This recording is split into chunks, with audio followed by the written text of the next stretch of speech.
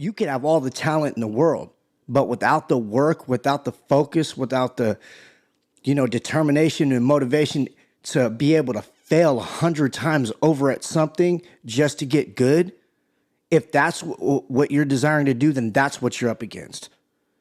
Failing 100 times over just to get it right one time. I remember back in the day, like I was skateboarding every day since I was, I think like 14 or 15. But I was really, really lucky that I was around a group of skateboarders that were just like completely talented at what they were doing. And I remember I would just become obsessed with a trick, whether it was learning how to kickflip. I didn't want to just learn how to kickflip. I wanted how to kickflip great, as high as I can, stick it as hard as I can, go as fast as I can and do it. And while everybody else, we'd go skate a session, we'd do all that. All my homies would either go home or go out partying, whatever.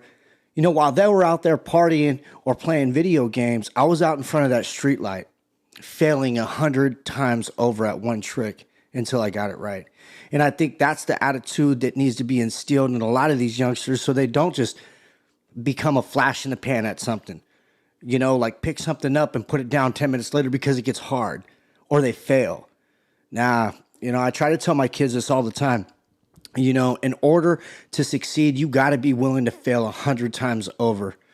And without that, you're just not going to get anywhere if you don't. And I try to really stay diligent on telling them this shit, Yes, I've met people with absolutely natural talent.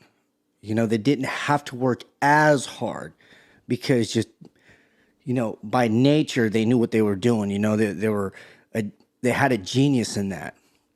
But all the other people that I've met that are extremely good at something, they will tell you that they sit there and they put hours and hours and hours and hours and paid money for the best tools, the best skateboards, the best cameras, the best whatever. They've invested their time, a lot of their time and a lot of their money to get to where they're at now. And it still doesn't change.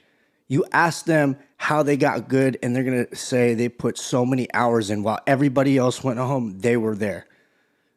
An hour earlier, an hour late, staying an hour late until they got it right. I think that's what we need to instill in our kids these days.